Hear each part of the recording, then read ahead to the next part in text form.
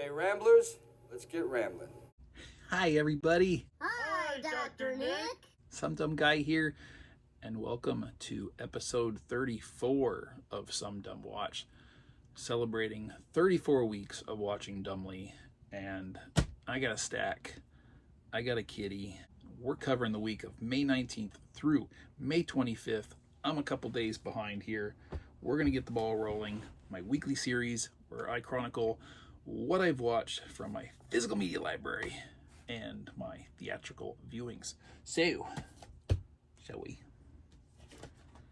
Continuing on from last week's high seas adventure, we went in for the conclusion of the Pirates of the Caribbean trilogy with At World's End, number 3. And I have to say that at the conclusion of watching this trilogy, I am still of the exact same opinion that the first film is the only one really worth watching, let alone owning.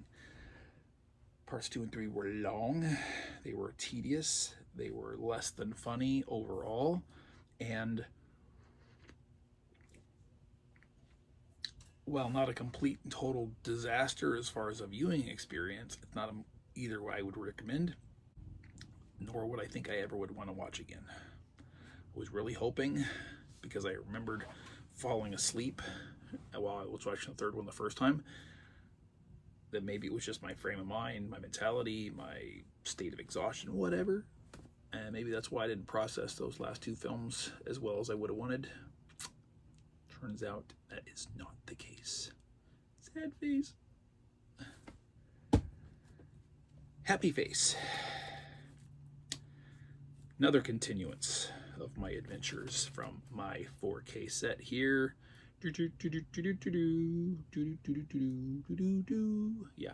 So I am going through my 6-film collection, 4K Rocky Ultimate Knockout Collection. I believe last week I tapped in with the first film. It's been a busy week. This last week I watched Rocky 2, 3, 4, and 5 over the course of a Wednesday and Sunday evening. And yeah, baby, palate cleanser extraordinaire. I don't care what anybody says, I'm going to be a diehard lover of this franchise till the day I die. And I always get a tremendous amount of joy rewatching it. I don't think Sylvester Stallone will ever get the credit he fully deserves, despite its flaws, of this really just heartfelt, humanistic story that he's put together over the course of this franchise. I love it. I love it a lot. First time watch here now, finally. Recent unboxing not too long ago is a Shout Factory release, or Screen Factory for reasons. This is a film from 1986, if memory serves. 87, apologies. This one is starring James Spader in a dual role. It is my Blu-ray of Jack's Back. While not a completely, totally engaging film, it was entertaining. It was a good watch, solid. Also, co-stars Cynthia Gibb. I've always been kind of a little, she's really a cute lady.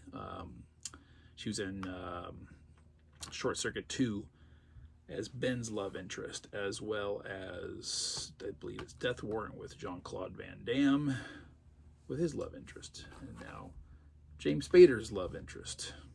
Times 2? Oh. Anyway, just a basic story of 100-year anniversary of the Jack the Ripper killings, and somebody has decided to go on a duplicate killing spree. And the investigation to track down who before they pack up shop and go home, because at the start of this film there's only basically one more death that needs to occur. Just kind of an interesting way to start the story, right? It's like, oh, we need to stop this guy before he kills again, but there's only one more killing, and we need to try to figure out from the patterns and the history and this who it was. And like, it's a little bit late to start that. I'll just let him handle his business and then go back into hiding, and then problem solved. This is another first-time watch.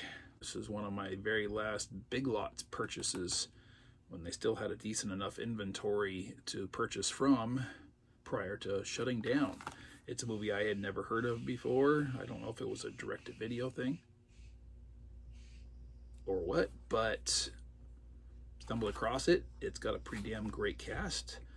Jessica Chastain, John Malkovich, Colin Farrell, and Common, whom I recognize by face but not by name. I'm sure I've seen him in things that I'm just not quite placing. I didn't look it up. But I believe this was from 2020. Yes, it was. Probably indicating that it might have been a straight-to-video or straight-to-streaming release. So thankfully it got a physical release and it got a slipcover. This one be Eva. I'm going to pair this one up with Point of No Return, Bridget Fonda. Flawed, non-girl boss, kick-ass assassin with personal problems, personal demons, so no Mary suing allowed here. Just kind of a great assassin thriller where main character's personal life problems or the like get the better of her to a degree where her employers or organization decide it's time to tie up some loose ends, and it backfires. Kind of set up for a sequel, never got a sequel. Could have gone either way. It's fine either way. I didn't bother to look to see if there was anything in production, but considering it's been 5 years now, I don't know. Considering possibly how the film was released, it's doubtful it made any money, so there wouldn't have been any necessarily strong motivation to continue the story. So that is what it is. It was a good watch. Next up, we've got the continuance of Season 9, Seinfeld, on Blu-ray, or 4K. I know my formats, I swear good. Yeah, we are now completed the first disc, 1 out of 3, 2/3 of the way through the final season. So I am still awaiting my loyal and persistent viewers, both of you. I need recommendations. I need suggestions for my next TV show. Come on, give me something here to work with. I've got lots. I got a whole big ass shelf right over here. TV shows galore. Like, last count on Blu-ray.com for my collection, I think it said something like 158 TV shows I've got, not all of them complete, with more on the way. And if I've got it, or it's on the way, or I'm planning on getting it, and I haven't seen it, or I haven't seen it in its entirety, it would be a great addition to add into my weekly rotation after Seinfeld is done, because I need something. And what the hell is all that background noise? I'm sure you can hear that. Sounds like someone's running a air compressor or a pressure washer outside. Yeah, so you've got something to throw at me, please, by all means do so. Don't make me choose by myself. I'll stare at that shelf for hours. Well, I had to do this for obvious reasons. I'm just throwing it out there. I just recently got this specifically for this purpose because I'd only seen this in the theater. Mission Impossible Dead Reckoning Part 1 of None, or 1 of 1. Part 1 of a 2-part movie franchise that won't have a corresponding second part, as if they ever do anymore. So whatever, part this, part that was completely irrelevant. I had to rewatch this to freshen up prior to going to the theater to watch, The Final Reckoning, which is a sequel to Dead Reckoning, which is a sequel to every single other Mission Impossible film in the franchise. The movie's got a lot of problems. And it's too long. And it's too convoluted. And it's got a terrible, terrible antagonist for what kind of movie this franchise this is. AI should not be a villain in a Mission Impossible film. Or most any film. I mean, foundation of Terminator, of course, was built upon it, but that's not exactly what the overall story was, right? You know, a story going out of a mad programmed cyborg on a assassination mission. The AI is incidental.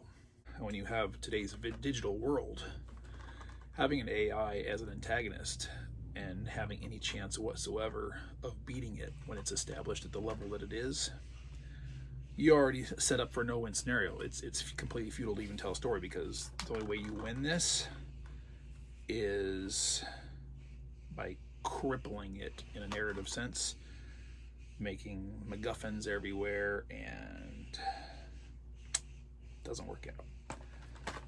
Not made any better by the useless human henchman. Useless in the sense for storyline, but overly resourceful as a human. I don't hate it, but it's going down as my least favorite film in the Mission Impossible franchise until this one. Yeah, I immediately finished Dead Reckoning Part 1 and went in for the final Reckoning.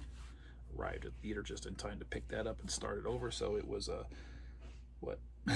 5-6 hour Mission Impossible day, I guess. And if it was possible, not so impossible, to tell a worse follow-up, well, I can't imagine it getting any worse than it was.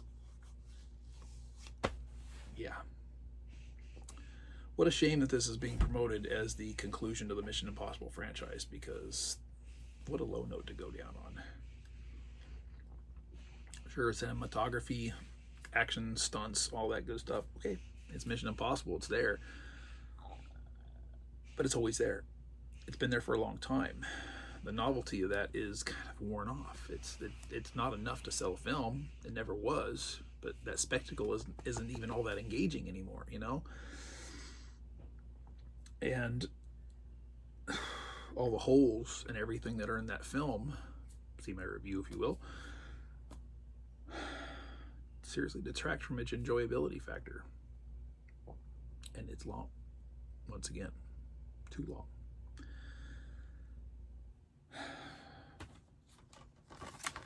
Gabriel, the human henchman, who's no longer the henchman of the AI in this film,